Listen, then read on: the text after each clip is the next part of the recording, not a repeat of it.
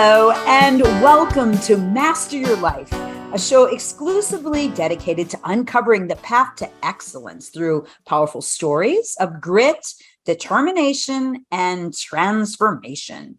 I'm Kate McKay, and welcome. I am really excited to introduce this wonderful human being, and her name is Dr. Libby Wilson. Welcome, Dr. Libby Wilson. Hi, Kate. Thanks so much for having me.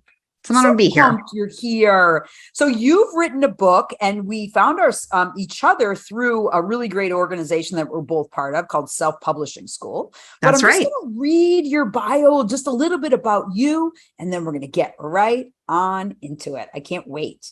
Sounds great. Yeah. So Libby Wilson's an MD and loves to learn all things about health and fitness, and she loves to share it with others. Her passion lies in helping people achieve optimal health as naturally as possible.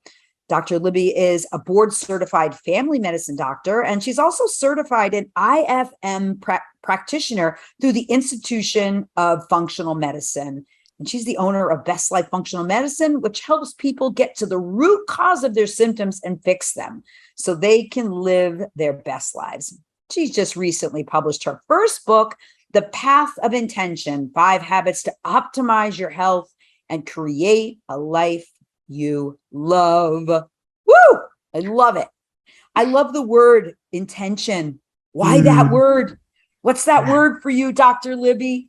Yes, I love that word. And, I'm super intentional in everything I do. I mean, from the way my day goes, from the time I get up in the morning until the time I go to bed at night. But I think not everybody is on that intentional path. The autopilot default path is what we tend to be on naturally.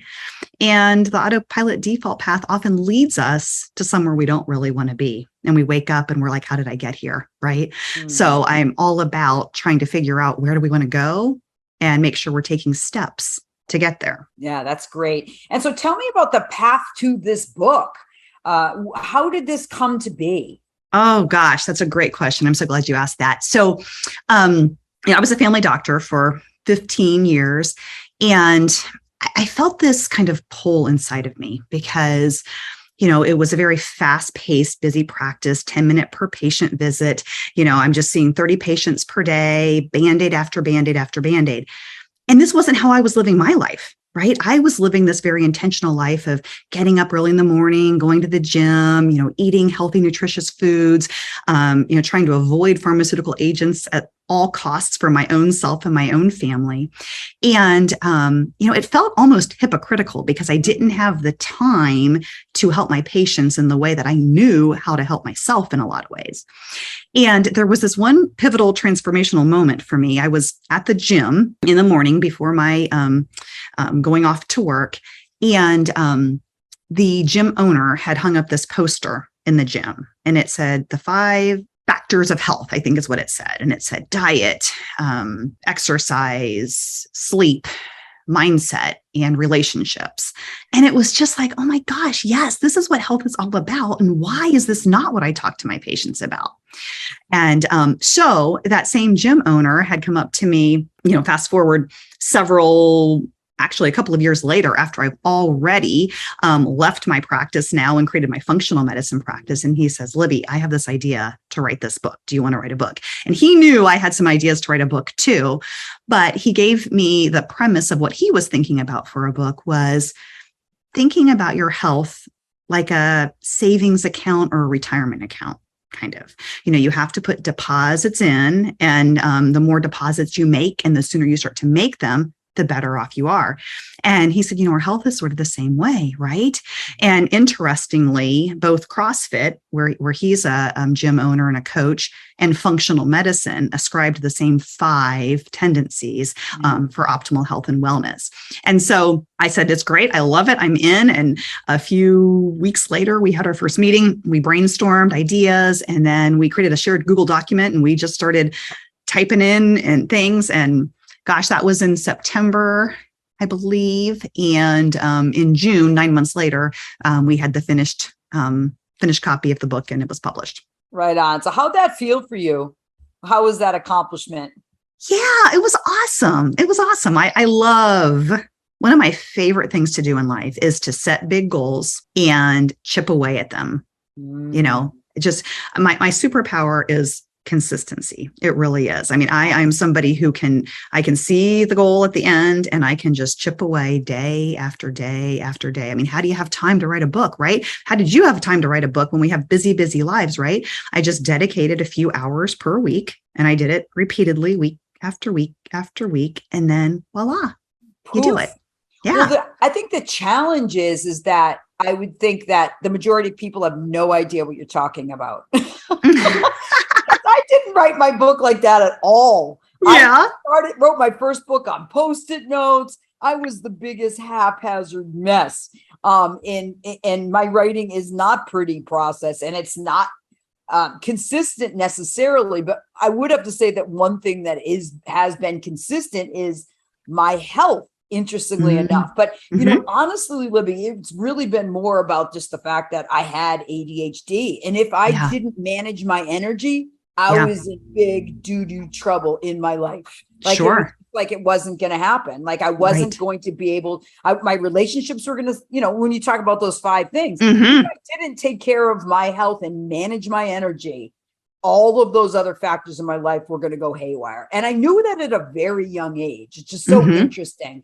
So I want you to just tell our listeners and viewers, what is functional medicine? Like, what the heck are you talking about? Yeah.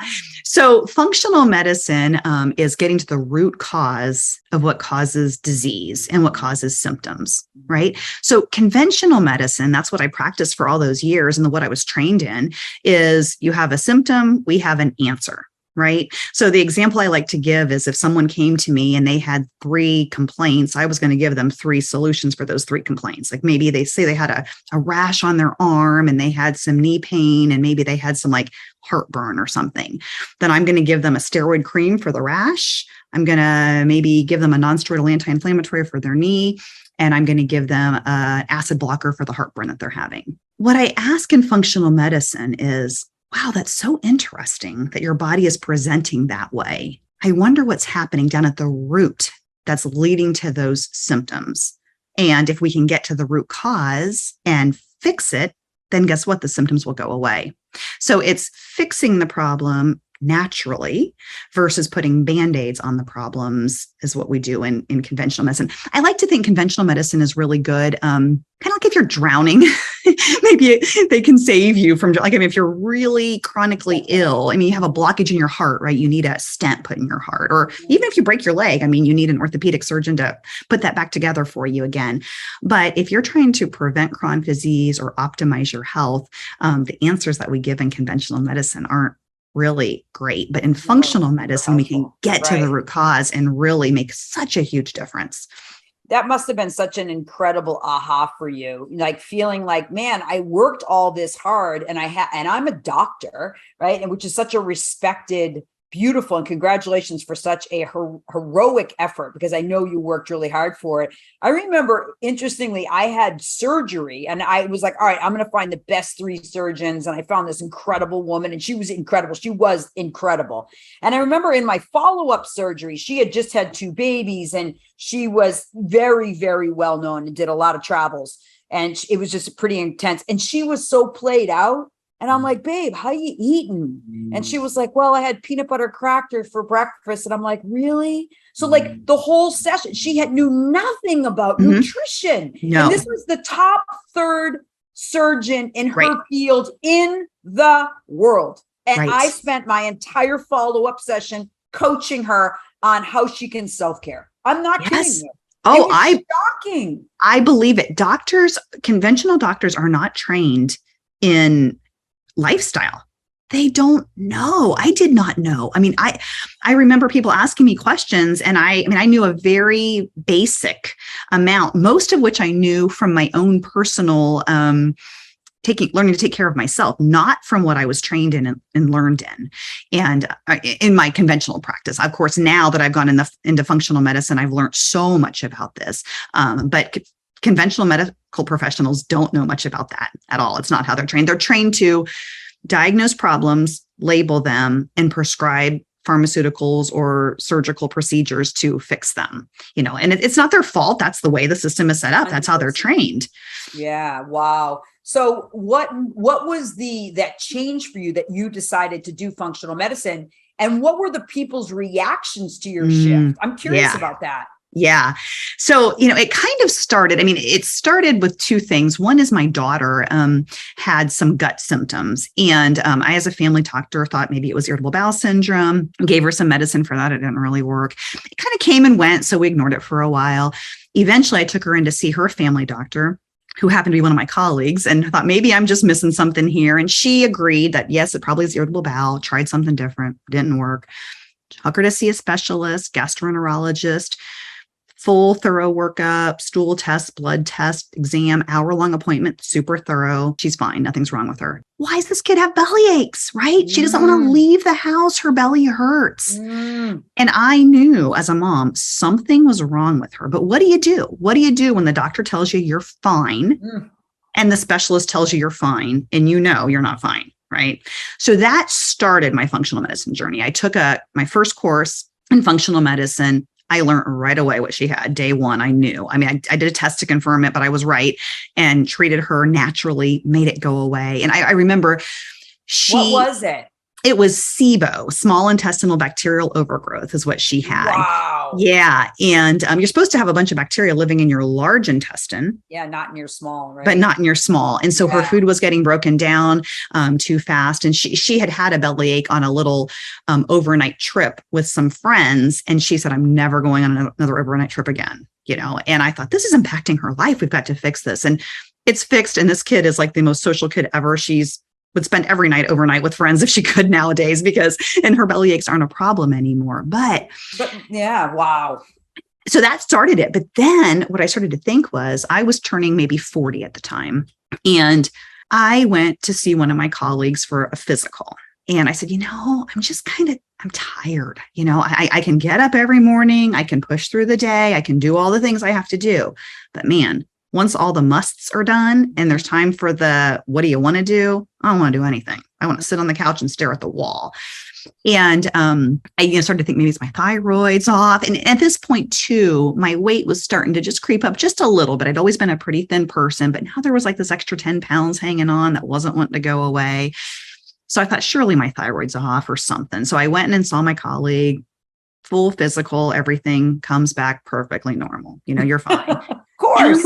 I'm like, I know I'm not fine, and maybe you're depressed. Maybe it's depression. Try some Prozac, right? Is the recommendation, which is what I would give to my patients too, right?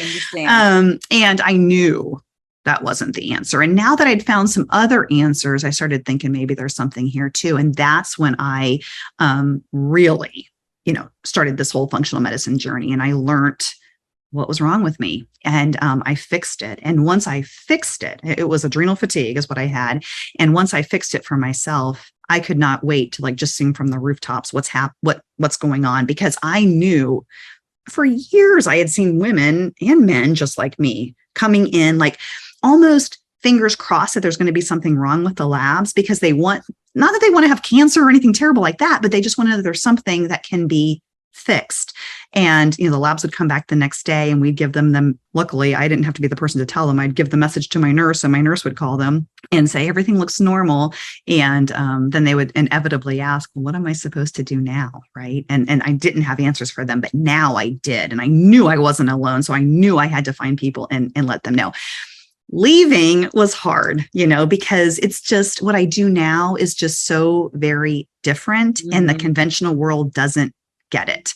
And so I feel somewhat isolated, on kind of an island on my own doing this. There's lots of other people doing this too, but not really in my community, or not anywhere close by. So I have a lot of online virtual colleagues and friends that I don't really get to see, but the satisfaction I get from giving people answers and helping them feel so much better and actually making a difference makes it all worth it for sure. I can't believe that you saw 30 people in a day. It was exhausting. Viewers and listeners, imagine 30 people in and out of your office, and and they're leaning on you for their health. Yeah. That's just I'm like taken aback. I'm still like totally stunned on it. So, it was exhausting. And, add to that, I had little kids at home. And so I structured my day around my kids' school schedule. They'd get on the bus. I'd go to work, see 30 patients, get home, get them off at the bus. So there was no room for error.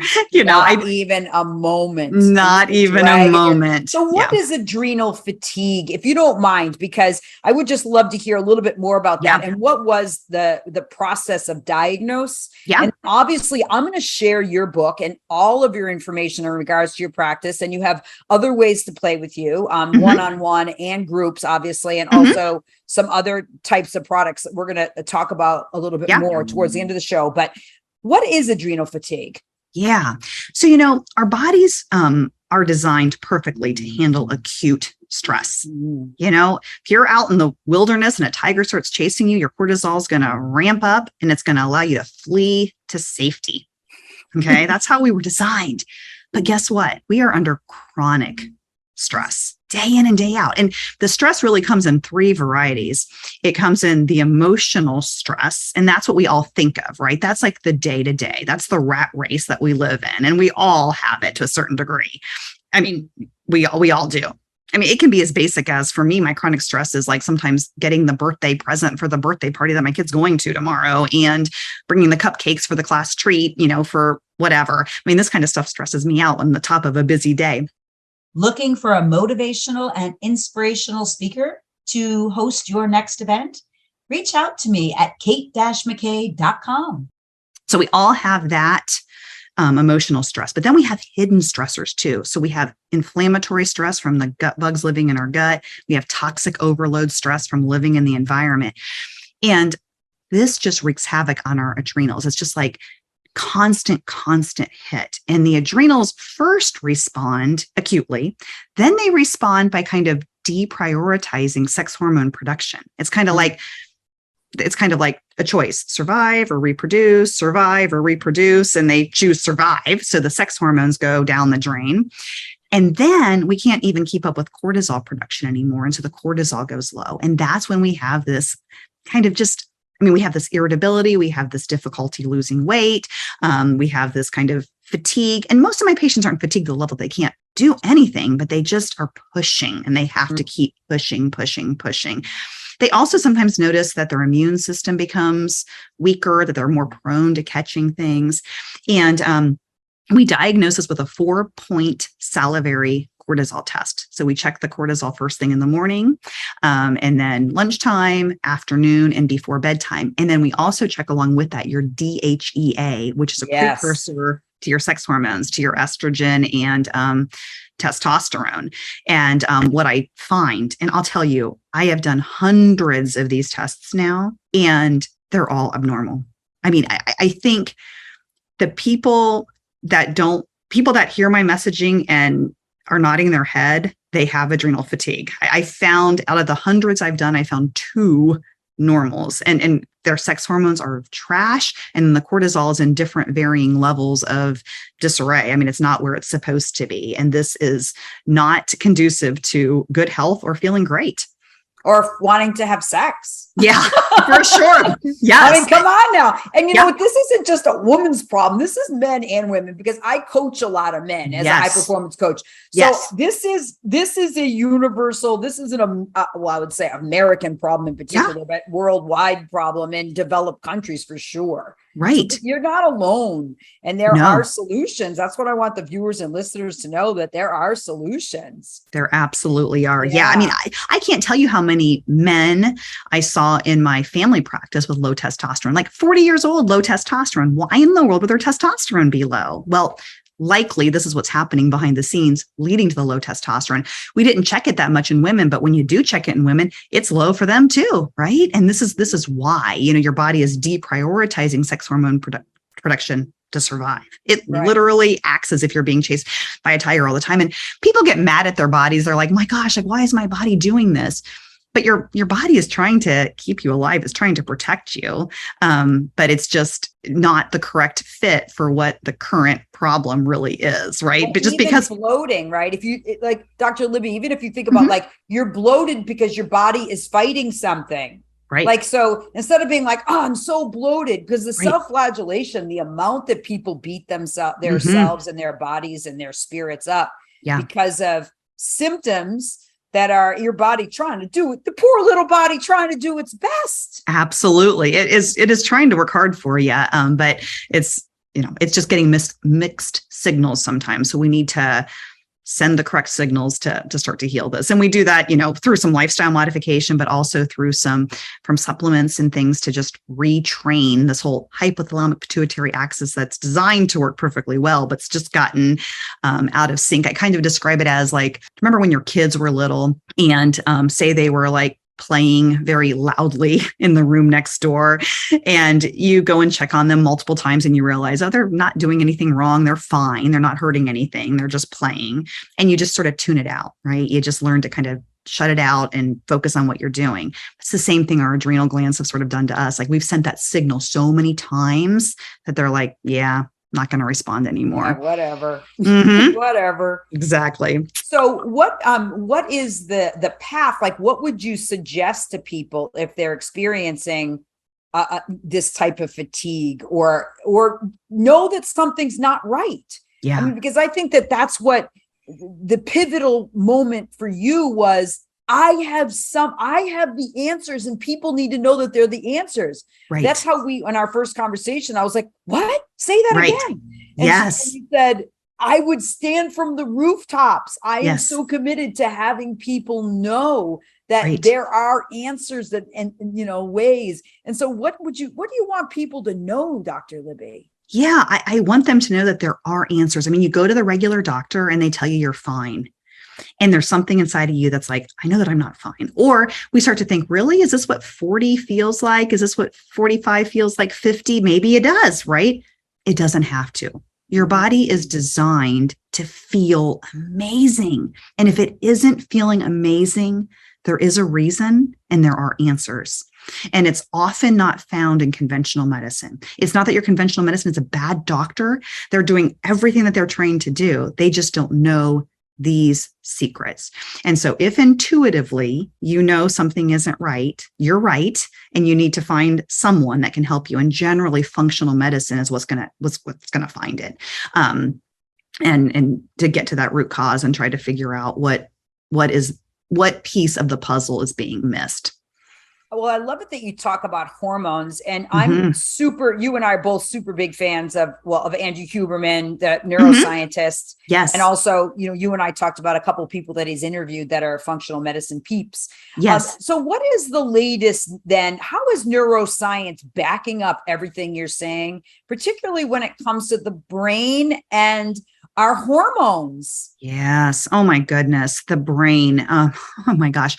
I have done so much personal work on trying to rewire my brain, right? We have these default automated pathways that we've been kind of instilled in us from a very young age that sometimes aren't serving us so well anymore. And we need to get to the bottom of those. And truthfully, for myself, I fixed my adrenal fatigue. I fixed it with the hormone precursors and the right nutrients and the right supplements, but it started to come back because I hadn't fixed up here. I hadn't rewired those neural pathways. And I needed to find a new way to kind of manage my stress, manage my thinking, right? Because your thinking, thoughts become our reality. We have to think amazing thoughts if we want amazing results. And so that's such a huge piece of the puzzle too.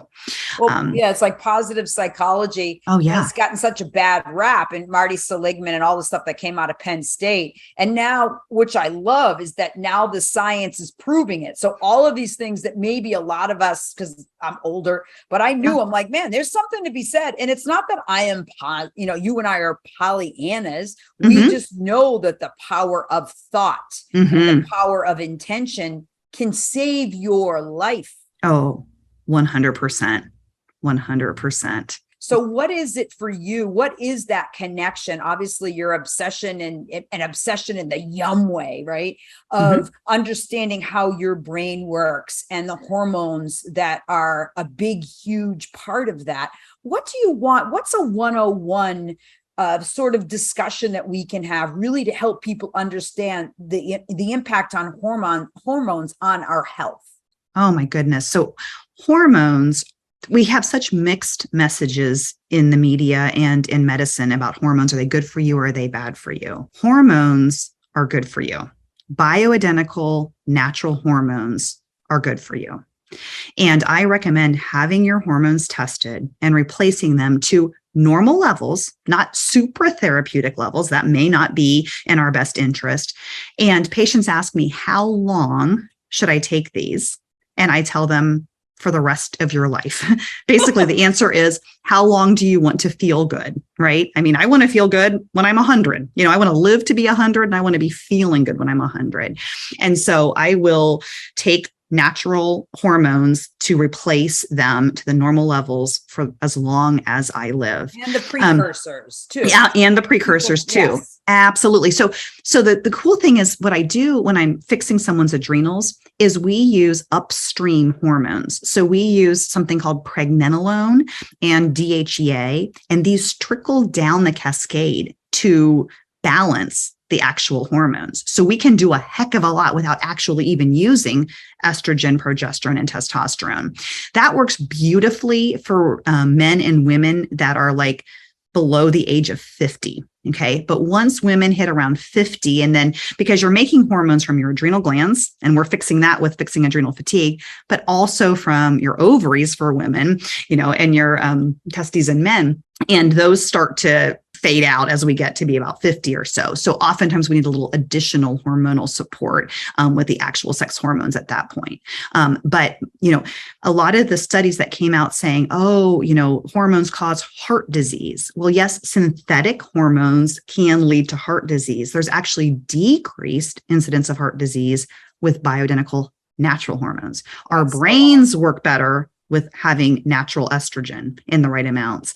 Testosterone helps us keep our muscle mass. Muscles are currency for aging. You need to maintain muscle mass. And if your testosterone is 5, you're not going to maintain muscle mass. You need your testosterone in that normal range to maintain your muscle mass. And, I talk to patients all the time, like, I want to be able to get down on the floor and play with my grandkids one day and easily get back up. Like, people can't get on the ground and get back up sometimes, and without some intention and planning.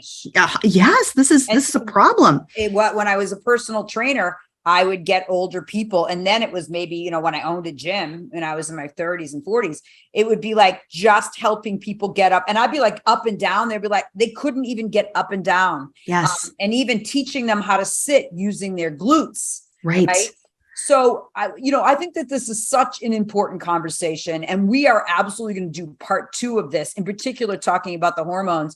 And I think because people are so fascinated with, Kate, how can you be 59 and look like you do? And I'm like, I take care of myself, and I protect my hormones, because listen, this is the deal. And this is what I say. And Libby, I know this is pretty much what you just said, is after you're in menopause, your hormones are not the same. And guess what happens? You lose muscle mass. You have brain fog. You lose your sex drive. You're more likely to get injured. Your ligaments aren't as strong and as juicy. Your thinking isn't. There are so many different things that happen. And hormones are the yummy that supports it. We are not dying at 60. We're living 80, hopefully, even though there is going to be a downward trend based on the health of our country. Sure. But we are living longer. Why wouldn't you do whatever it would take to boost your happiness through the hormones? Diet and exercise isn't enough, peeps. You're right. You're absolutely right.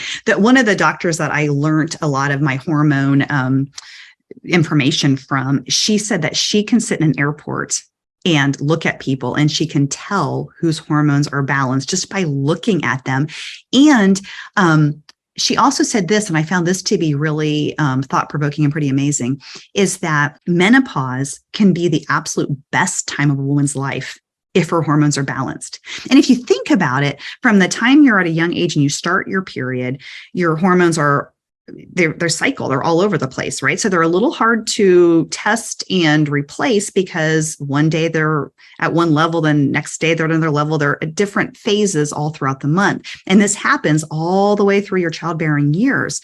Once you get into menopause and they're consistently low, you can replace them to consistently normal every single day, and every single day can be amazing then, you know? Isn't that so hopeful? I Yeah. love that. It's so amazing. So I have a question for you, because we're just going to be wrapping up, but Yeah. what is that path to mastery for you? What would you suggest to people has been your success story? If you were to say, hey, listen, my success has been based on this. These are the principles that I would apply. What would yours be, Dr. Libby? I did a exercise a couple of years ago, and I looked at myself into the future, 80-year-old Libby. And what did I want her to look like? And I really visualized her. I mean, I thought about what kind of funky glasses I would have, what would my hair look like, where would I live? What would my house look like? I mean, I really got very specific about this. And once I knew where I wanted to go, it's kind of like putting your GPS into, putting your destination into your GPS on your phone.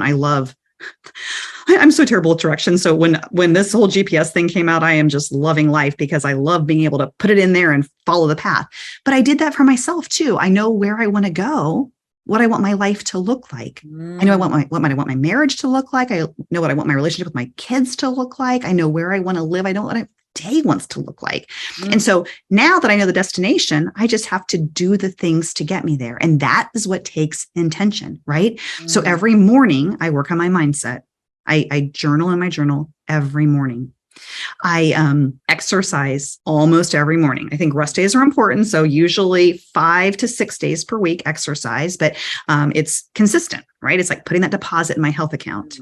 I fill my body with nourishing foods. Not every day. I like to live life too. We're going to have pizza for dinner tonight. Friday night, we do pizza usually, but the rest of the week I ate pretty darn good. Right. Yep. So I fill my body. I mean, we are what we eat. I mean, we build our cells from the nutrients that we're ingesting. So you have to ingest high quality, nutrient dense food. I prioritize my relationships. I talk about this in the book that we have the capacity as humans to have about 5 close relationships. And I know who my 5 are. And I try to spend time with those 5 people consistently, spend time with other people too, but not until those 5 relationships are I feel like I'm doing a good job there already. When life gets really busy and I get taxed and I don't have time, the other things go, right? Not my core 5. And let's see, what am I missing here? Sleep. Yes. Sleep. Okay, this is a new one for me. I used to think sleep was for lazy people, like I'll sleep when I'm dead sort of thing. And, as a resident, we'd work 36-hour shifts and I bragged about it. I'm like, check me out. I'm so tough. And then, I would get up at super early in the crack of dawn in the morning and exercise. And, I only slept 5 hours or 4 hours or 3 hours. How tough am I? Right? I'm gritty. This is awesome. But now I am the sleep Nazi. Like I want to do all those things, but I don't want to sacrifice my sleep because sleep is a core tenet to health too. And so all of these 5 things, day in and day out and day in and day out. And when you're doing these things regularly, your body has some metabolic flexibility and some resiliency. So if you're on vacation and you want to live it up and not do these things, no worries. Like your body can handle it, right?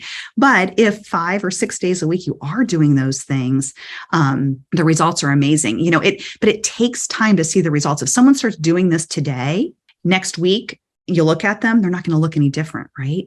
But if they keep doing it day after day, week after week, the results are huge. But the problem is most people give up way too soon, right? Yeah. They just don't see the results. They're like, this isn't working. And then we see the newest, latest craze on the internet. Oh, I'm going to try this instead. We try this for 20, 30 days. Oh, that didn't work. Let's try the next thing. And the key is just not to give up, just to keep going. It is working. You just haven't given it enough time to really see the results yet. So good. And I love it. That whole visioning that you talked about, I would love to talk about that too in our part 2. I heard I think it was on Huberman talking about backcasting. It's like instead of forecasting, backcast your last 10 years of your life. What do you want to be doing? Yes. Backcast, viewers and listeners, if you're tuning in, how do you want it to look like?